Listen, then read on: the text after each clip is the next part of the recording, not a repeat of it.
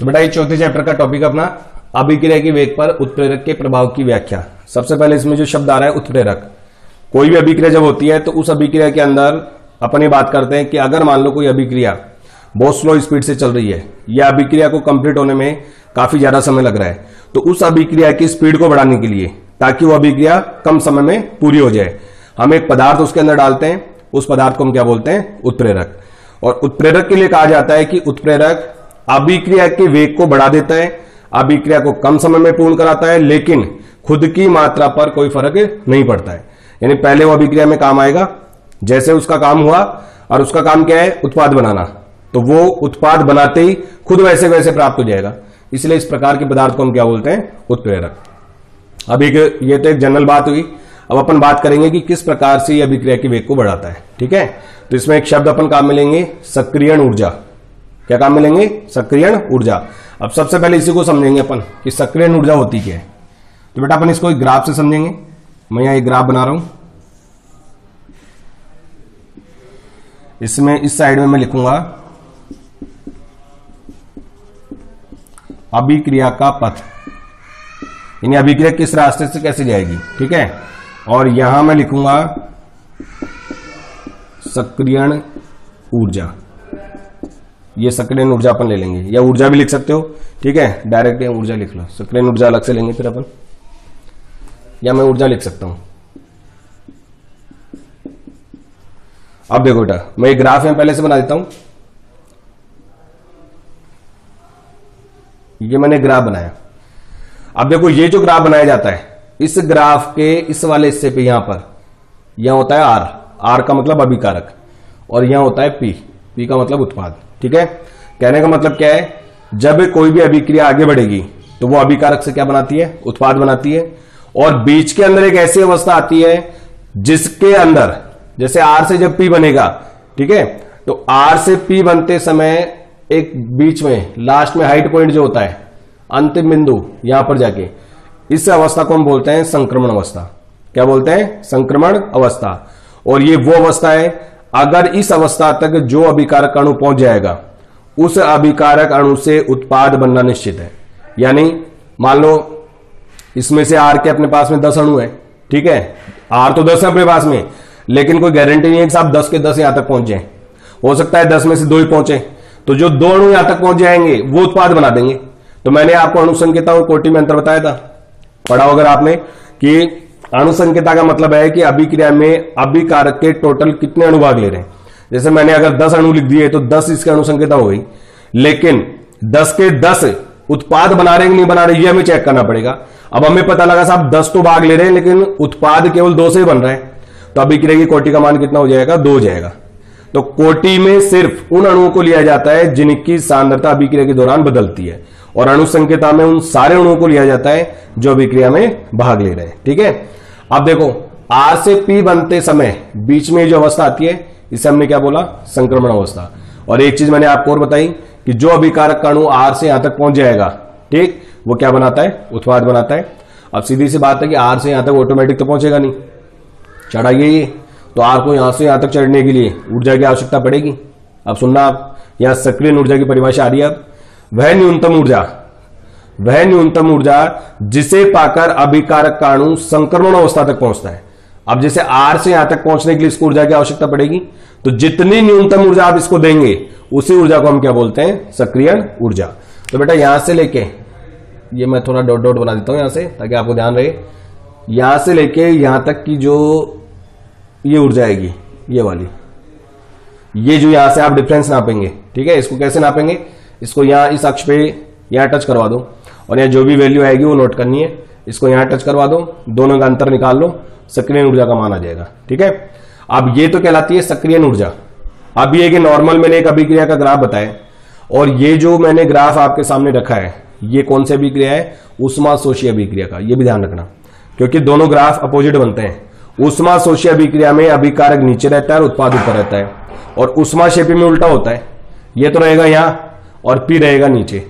क्यों? क्योंकि ऊष्माक्षेपी में अभिकारक की ऊर्जा ज्यादा होती है, उत्पाद की कम होती है, जबकि ऊष्माशोषी में अभिकारक की कम होती है और उत्पाद की ज्यादा होती है। तो सीधी सी बात है, कम से ज्यादा पे जाना है तो आपको ऊर्जा देनी पड़ेगी। तो ये तो कम लेके बैठा है, ये ज्यादा। अब आपको इसको इसके बराबर करना है तो आपको इतनी ऊर्जा जब आप इसको दे देंगे तो ये इसके बराबर पहुंच जाएगा। और अगर इसको उल्टा बना दे, मान लो यही आप ऐसे बना दो, ये आर यहां है और पी यहां है, ठीक है। तो इसमें क्या हुआ, आर की ऊर्जा तो ज्यादा है और पी की कम है। अब ज्यादा से कम पे आना है तो क्या करोगे, वही बात आ गई, इतनी ऊर्जा आपको कम करनी पड़ेगी। अगर जैसे आप ऊर्जा कम कर दोगे पी बन जाएगा। तो जिन अभिक्रियाओं के अंदर ग्राफीय निरूपण में, यानी जब आप उसका ग्राफ बनाते हैं तो अभिकारक तो ऊपर आ जाए और उत्पाद नीचे, वो तो ऊष्माक्षेपी होती है। और जिसमें अभिकारक नीचे रहे और उत्पाद ऊपर, वो क्या कहलाती है, ऊष्माशोषी। तो मैंने जो ग्राफ बनाया आपके सामने, ये ऊष्माशोषी अभिक्रिया का है, ठीक है। ये आगे इस चैप्टर में मैं बताऊंगा दोनों अभिक्रिया आपको, अभी सिर्फ आपको देखना है कि एक ऊष्माशोषी अभिक्रिया का ग्राफ मैंने आपके सामने बनाया। ये आपकी सक्रिय ऊर्जा हो गई, तो ये बेटा आपके सक्रिय ऊर्जा, इसको मैं EA1 लिख रहा हूं। ई का मतलब एनर्जी, ए का मतलब एक्टिवेशन, तो इसलिए इसको इंग्लिश में बोलते हैं एक्टिवेशन एनर्जी। तो इसको EA से इंडिकेट करते हैं, ठीक है। अब देखो बेटा, आपने क्या किया, इसमें उत्प्रेरक डाल दिया। अब प्रश्न ढंग से सुनना पहले, उत्प्रेरक क्या करेगा, उत्प्रेरक अभिक्रिया की सक्रिय ऊर्जा के मान को कम कर देता है। उत्प्रेरक क्या करता है, अभिक्रिया के सक्रिय ऊर्जा के मान को कम कर देगा, और जैसे ही सक्रिय ऊर्जा का मान कम होगा तो अभिक्रिया फटाफट हो जाएगी, ठीक है। अब देखो, अभी इस अभिक्रिया में मैंने कोई उत्प्रेरक नहीं डाला है, तो इसका मतलब आर से जब पी बना तो इतनी सक्रिय ऊर्जा की जरूरत आपको पड़ेगी। अब मैंने उत्प्रेरक डाल दिया, यहीं से आर स्टार्ट होगा। अब मैं डॉट डॉट से बनाऊंगा, ये डॉट डॉट वाला जो ग्राफ है ये उत्प्रेरक की उपस्थिति में, और ये ग्राफ थोड़ा नीचे से हो जाएगा। अब आप देखो, इसमें अगर आप सक्रिय ऊर्जा नापोगे तो इसकी सक्रिय ऊर्जा यहां से लेके और ये यहां तक की हो गई बेटा, ठीक है। अब आप खुद देख सकते हैं कि ये हो गई EA2, इसको EA2 बोलूंगा। अब EA1 तो क्या है, उत्प्रेरक की अनुपस्थिति में, उत्प्रेरक की अनुपस्थिति में,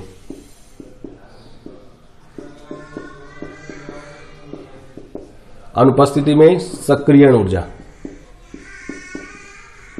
भाई EA1 तो क्या है, जब हमने उत्प्रेरक नहीं डाला तब उसकी सक्रिय ऊर्जा का मान, लेकिन जैसे उत्प्रेरक डालेंगे तो सक्रिय ऊर्जा का मान क्या हो जाएगा, कम हो जाएगा। अब आप देखो, एक तो आर को यहां से यहां तक चढ़ना था, समय ज्यादा लगेगा, और एक उसको आर को यहां से यहां तक चढ़ना है, समय कम हो गया ना, क्योंकि इसका हाइट हमने क्या कर दी, कम कर दी। तो समय कम लगेगा तो इसका मतलब अभिक्रिया जल्दी पूर्ण हो जाएगी। इसीलिए जब आपसे कोई पूछे कि भाई उत्प्रेरक अभिक्रिया के वेग को किस प्रकार से परिवर्तित करेगा, ये कहते हैं ना भाई बढ़ा देता है, तो क्यों बढ़ाता है, तो आपका आंसर यही होगा, क्योंकि उत्प्रेरक अभिक्रिया के सक्रिय ऊर्जा के मान को क्या कर देता है, कम कर देता है। बस एक लाइन का आंसर है, उत्प्रेरक की उपस्थिति में अभिक्रिया की सक्रिय ऊर्जा का मान क्या हो जाता है, कम हो जाता है, ठीक है। अब ये एग्जाम में पूछा हुआ प्रश्न है कि अभिक्रिया के वेग पर उत्प्रेरक के प्रभाव को ग्राफीय निरूपण द्वारा समझाइए। आपको ग्राफ से समझाना है, तो आपको यह ग्राफ बनाना पड़ेगा। इसमें एक ग्राफ हो जाएगा उत्प्रेरक की उपस्थिति में, डॉट डॉट वाला, और जो डार्क लाइन वाला है वो हो जाएगा उत्प्रेरक की अनुपस्थिति में। मैंने दोनों लिख दिए हैं, यहां पे आप लिख सकते हो उत्प्रेरक की उपस्थिति में, उत्प्रेरक की उपस्थिति में। तो बेटा आप देख सकते हैं दो प्रकार की सक्रिय ऊर्जा आ गई, एक उत्प्रेरक की अनुपस्थिति में और एक उत्प्रेरक की उपस्थिति में। मैं आपसे पूछूं, बताओ इसमें से मान किसका कम है, कौन सी ऊर्जा का मान कम होगा, EA2 का, ठीक है। तो आप यहां लिख सकते हैं ऐसे, EA2 is less than EA1, यानी EA2 का मान EA1 से क्या हो जाएगा, कम हो जाएगा। और कब होगा, जब आप उत्प्रेरक डालेंगे। तो ये अपना टॉपिक है। इसमें एक तो आपसे पूछा जाता है कि अभिक्रिया के वेग को किस प्रकार से बदलता है, तो उसका आंसर तो हो गया सक्रिय ऊर्जा के मान को कम करके। और एक ग्राफ पर आधारित प्रश्न आता है, तो वो ग्राफ पर आधारित आपको इस तरीके से देना है, ठीक है। अगला टॉपिक जब अपन लेंगे, अब अगला टॉपिक बेटा अपना आता है अभिक्रिया के वेग पर ताप का प्रभाव। अभिक्रिया के वेग पर ताप किस प्रकार से प्रभाव डालता है। थोड़ा सा मैं इसके बारे में आपको बता चुका हूं, जब अपन ने प्रभावित करने वाले कारक पढ़े थे शॉर्ट में, उसमें मैंने आपको एक चीज बताई थी कि जब किसी अभिक्रिया का तापमान 10 डिग्री सेंटीग्रेड बढ़ा दिया जाए तो अभिक्रिया के वेग में डबल या ट्रिपल की वृद्धि हो जाएगी, यानी अभिक्रिया का वेग दोगुना या तिगुना हो जाएगा। इसको ग्राफ से समझाना है अपने, ग्राफ से किस प्रकार से समझाओगे, ठीक है। ये जो मैंने आपके सामने ग्राफ बनाया है, इस ग्राफ का नाम है ताप वितरण वक्र। बोर्ड एग्जाम आया हुआ प्रश्न है कि अभिक्रिया के वेग पर ताप की निर्भरता को समझाने वाले ताप वितरण वक्र को निरूपित कीजिए। कुछ नहीं, आपको केवल ग्राफ बनाना होता है उसमें। ठीक है, देखो इसमें भी दो प्रकार के ग्राफ बनाऊंगा मैं आपको। पहले मैंने लिखा है एक ही ग्राफ आपके सामने है, वही उष्माशोषी अभिक्रिया का, ये भी ठीक है। इसमें वही यहां मैं लिख सकता हूं, हेडिंग डाल देता हूं यहां पे। ये जो ग्राफ है ये T डिग्री सेंटीग्रेड पर है। तो जैसे मान लो 40 डिग्री सेंटीग्रेड पर कोई अभिक्रिया हो रही है, तो 40 डिग्री सेंटीग्रेड पर अभिक्रिया का ग्राफ है। ये R के लिए हो गया, ये P के लिए हो गया। ठीक है, अच्छा अब इसमें आप ये निकालना चाहें कि इस 40 डिग्री पर अभिकारक के कितने अणु उत्पाद में बदले, तो उसको आप कैसे निकालोगे? तो उसके लिए बेटा देखो, ये जो आ रहा है ना, इसको आप यहां टच कराओ, यहां लाके, तो ये इस जगह पे टच करेगा। तो यहां मैंने लिखा है अणुओं का अंश 0 से स्टार्ट होगा ही। 0 से हमने ये लिखा कि 10, 20, 30, 40, 50 ऐसे कर रहे हैं अपन। अब पता लगा साहब ये यहां के 10 पे टच कर रहे हैं, तो इसका मतलब 40 डिग्री सेंटीग्रेड पर जो अणु अभिकारक से उत्पाद में बदलेंगे उनकी संख्या कितनी होगी? 10 होगी। या आप इससे निकाल सकते हो इस ग्राफ से। अब बेटा मैंने क्या किया, इसका तापमान 50 डिग्री सेंटीग्रेड कर दिया। तो अब यह अभिक्रिया क्या कहती है कि जब आप किसी अभिक्रिया का तापमान 10 डिग्री सेंटीग्रेड बढ़ाते हैं तो अभिक्रिया के वेग में डबल या ट्रिपल की वृद्धि हो जाएगी। इसको ग्राफ से कैसे समझाओगे? तो बस ये ध्यान रखना कि वो ग्राफ है ना यहां के थोड़ा सा ऊपर रहना चाहिए। तो मैं यहां से स्टार्ट करूंगा, यहीं से आप यूं करोगे स्टार्ट, इसको क्रॉस करवाना है और इसको यहां ले लो। क्यों? देखो ये वाली जो जगह है, ये मैं लाइनिंग से बता देता हूं। ये लाइनिंग वाली जगह यानी इतना एरिया या इतने अणुओं का अंश तो वो है जो 40 डिग्री सेंटीग्रेड पर अभिक्रिया कर रहा है। ठीक है, अब जैसे आपने 10 बढ़ा दिया तो 10 बढ़ाने पर जस्ट ये डबल हो जाएगा। तो ये डॉट डॉट वाला ये जो एरिया है ना, अब आपसे पूछा जाए तो देखो अब आपको क्या करना है, इसको यहां ले जाके यहां टच करवाना है। तो ये लगभग कितने पे टच करेगा? 20 पे। और पहले वाला कितने पे टच कर रहा था? 10 पे। तो देखो 40 डिग्री सेंटीग्रेड पर जो अणु अभिक्रिया कर रहे थे उनकी संख्या कितनी है? 10 है। और 50 डिग्री सेंटीग्रेड पर अभिक्रिया करने वाले अणु की संख्या कितनी हो गई? 20 हो गई। यानी 10 से 20 कितना हो गया? डबल हो गया। ठीक, अब अणुओं का अंश का मतलब क्या है? क्योंकि अपन ने जब वेग के बारे में पढ़ा था तो आपने पढ़ा होगा, मैंने पिछली क्लास में मुझे बताया कि अभिक्रिया का वेग निकाला जाता है सांद्रता में परिवर्तन बटे परिवर्तन में लगने वाला समय। अब यहां परिवर्तन कितने में हो रहा है? 10 अणुओं में। और यहां परिवर्तन कितने में होगा? 20 अणुओं में। इसलिए अब आप देखो पहले परिवर्तन 10 में था, अब 20 में हो गया, तो जस्ट कितना हो गया? डबल हो गया ना। तो मात्र 10 डिग्री सेंटीग्रेड बढ़ाने पर अभिक्रिया में अभिकारक से जो उत्पाद बनेंगे उन अणुओं की संख्या में जस्ट डबल या ट्रिपल की वृद्धि हो जाएगी। तो यहां पर मैंने आपको ये ग्राफ से इस चीज को समझाया। अब आप इसको यहां लिख दो, ये जो लाइनिंग वाला है ये आप लिखेंगे T डिग्री सेंटीग्रेड पर अणुओं का अंश। यानी जैसे मैंने 40 डिग्री सेंटीग्रेड वाला उदाहरण लिया तो 40 डिग्री सेंटीग्रेड पर इतने अणु अभिक्रिया करेंगे। ठीक है, और T प्लस 10 डिग्री सेंटीग्रेड की हम बात करेंगे तो ये टोटल हो गई यहां से यहां तक। तो आप ये लिख सकते हैं कि एक्स्ट्रा कितना हुआ? तो एक्स्ट्रा ये थोड़ी डॉट वाले, इतने तो इस पे भी अभिक्रिया करेंगे, लेकिन एक्स्ट्रा ये वाले हो गए। तो आप ये लिख सकते हैं T प्लस 10 डिग्री सेंटीग्रेड पर अतिरिक्त, ये शब्द जोड़ना पड़ेगा, अतिरिक्त अणुओं का अंश। तो बेटा दोबारा समझ सकते हो आप भाई, नीचे वाली जो लाइनिंग वाली मैंने चीज बताई है ये तो वो अणु है जो T डिग्री सेंटीग्रेड पर अभिक्रिया करेंगे। जैसे 40 डिग्री सेंटीग्रेड का उदाहरण लिया तो 40 डिग्री वाले हैं। आप 10 बढ़ा दोगे तो 50 हो गए, है ना। तो 50 डिग्री सेंटीग्रेड पर कितने अणु एक्स्ट्रा होंगे अभिक्रिया करने वाले? तो इतने तो होने ही होने, ये तो होंगे ही होंगे। इसके अलावा ये डॉट डॉट वाले जो मैंने बताए ये अणु एक्स्ट्रा हो जाएंगे। तो इन अणुओं की तुलना इससे करोगे तो जस्ट डबल हो गई है। ठीक है, इसीलिए कहा जाता है कि जब किसी अभिक्रिया का तापमान 10 डिग्री सेंटीग्रेड बढ़ा दिया जाए तो अभिक्रिया का वेग दुगुना या तिगुना हो जाता है। ये ग्राफ इस वाले के ऊपर आप लिख दो T प्लस 10 डिग्री सेंटीग्रेड पर। भाई ये जो ग्राफ बनाया है ये तो किस पे है? 10 डिग्री सेंटीग्रेड बढ़ाने के बाद। और ये ऊपर वाला किस पे है? T डिग्री सेंटीग्रेड पर। क्लियर है? तो एक तो ये ग्राफ वाला प्लस इसमें अभिक्रिया का वेग तो कैसे बढ़ता है ये ग्राफ से कैसे समझाओगे? तो ये अपन ने दोनों टॉपिक क्लियर कर लिए। ठीक है बेटा, अब बेटा अपन बात करेंगे सक्रिय ऊर्जा की। सक्रियण ऊर्जा की परिभाषा अभी बताई मैंने आपको कि वह न्यूनतम ऊर्जा जिसे पाकर कोई अभिकारक का अणु संक्रमण अवस्था तक पहुंचता है, क्या कहलाती है? सक्रियण ऊर्जा। और सक्रियण ऊर्जा की कैलकुलेशन जब की जाती है तो यह सूत्र काम में आता है। सक्रियण ऊर्जा बराबर होती है दहलीज ऊर्जा माइनस औसत गतिज ऊर्जा। अब इसमें देखो फिर एक नई चीज निकल के आ गई, दहलीज ऊर्जा क्या होती है?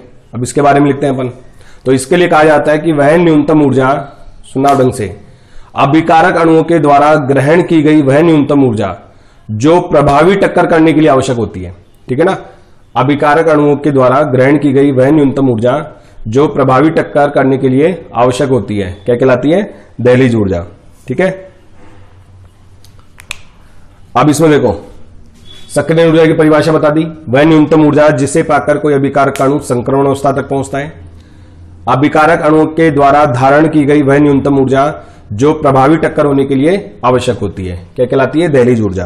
अब बेटा इसमें एक शब्द आ रहा है प्रभावी टक्कर, क्योंकि अपना अगला टॉपिक ये आएगा अभिक्रिया वेग का टक्कर सिद्धांत। अभिक्रिया वेग का टक्कर सिद्धांत यानी अभिक्रिया के वेग को अभिकारक अणुओं के बीच में होने वाली टक्करें किस प्रकार से प्रभावित करती हैं। तो इसमें आप समझना, आप पहले देखो, अभी मैंने एक ग्राफ बनाया था ये वाला आर से पी, सॉरी आर से पी, और ये हमने संक्रमण अवस्था बताई थी इसको। अब देखो बेटा एक चीज मैंने आपको बताई थी, जैसे मान लो अपने पास में अभिकारक के 100 अणु हैं और उत्पाद बन रहा है इनमें। अब 100 के 100 अणुओं के बीच में क्या होगी? टक्कर होगी। अब सुना ढंग से, 100 के 100 अणुओं के बीच में क्या होगी? टक्कर होगी। और टक्कर के कारण ये ऊर्जा ग्रहण करेंगे, यानी इनमें ऊर्जा का प्रोडक्शन होगा। ठीक है, क्योंकि ऊर्जा संरक्षण का नियम ही कहता है कि ऊर्जा को आप तो ना तो नष्ट कर सकते हो ना बना सकते हो। इसलिए जब 100 अभिकारक के अणु आपस में टक्कर करेंगे तो टक्कर के फलस्वरूप ये ऊर्जा ग्रहण करेंगे और इनमें से जितने अभिकारक के अणु उन टक्कर के फलस्वरूप ऊर्जा ग्रहण करके संक्रमण अवस्था तक पहुंच जाएंगे। सुनना आप ढंग से, कितने अणु हैं? 100 हैं। 100 के 100 के बीच में टक्कर हो रही है।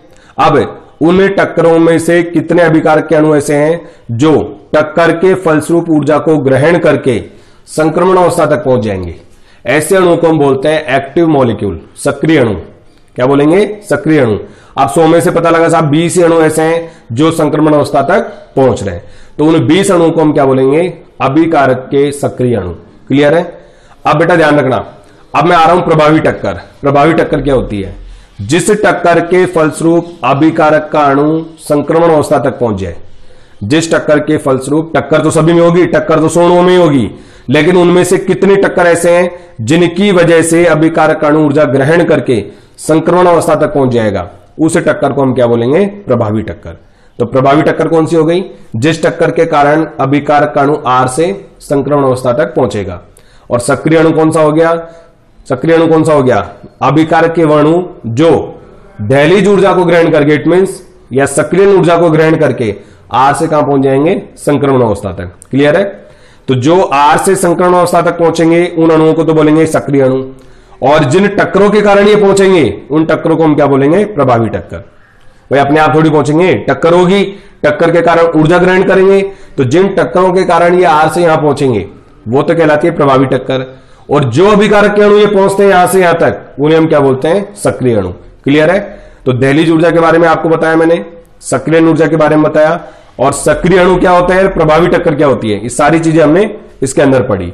अब अपना जो अगला टॉपिक आ रहा है अभिक्रिया वेग का टक्कर सिद्धांत, मैं उसी पे आ रहा हूं कि ये कहा जाता है, जनरल अपनी बात कहते हैं कि अभिक्रिया का जो वेग है अभिकारक अणुओं के बीच में होने वाली टक्करों की संख्या पर निर्भर करता है। लेकिन बेटा अपन ने अभी भी बोला कि टक्करों की संख्या पर निर्भर करता है, ये शब्द अगर आप जोड़ दोगे तो गलत हो जाएगा।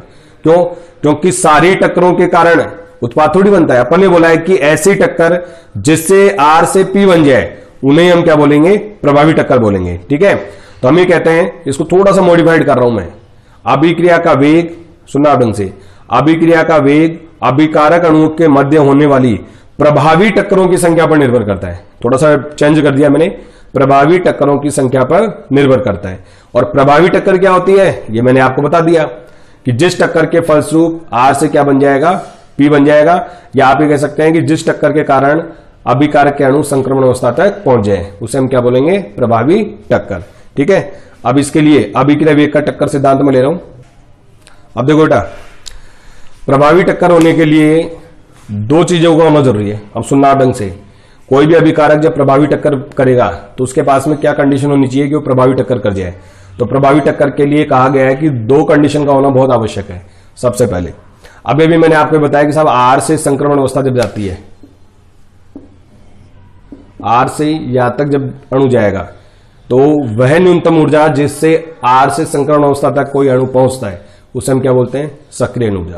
तो पहली कंडीशन तो यही हो गई कि अभिकारक के जिन अणुओं के पास में सक्रियण ऊर्जा होगी वही अणु क्या बनाते हैं, उत्पाद बनाते हैं, और उन्हीं अणुओं के बीच में क्या होगी, टक्कर होगी। तो पहली कंडीशन तो क्या हो गई कि प्रभावी टक्कर होने के लिए अभिकारक अणुओं के पास किसका होना जरूरी है, सक्रियण ऊर्जा का होना जरूरी है। क्लियर है। दूसरा देखो बेटा, दूसरा आता है अणुओं का सही दिशा में विन्यास। अणुओं का सही दिशा में होना भी एक बहुत बड़ा कारक है। जैसे देखो बेटा, ये मेरे पास में एक अभिकारक अणु है, ये दूसरा अभिकारक अणु है। 11वीं के अंदर अपन ने अतिव्यापन नाम का एक टॉपिक पढ़ा था ना, समाक्षीय अतिव्यापन, समपार्श्विक अतिव्यापन, ये अतिव्यापन है। अब आप देखो इसमें दोनों के बीच में टक्कर आमने सामने हो रही है। अब मैंने क्या किया, इसी अभिकारक को यूं चेंज कर दिया, इसकी दिशा बदल दी।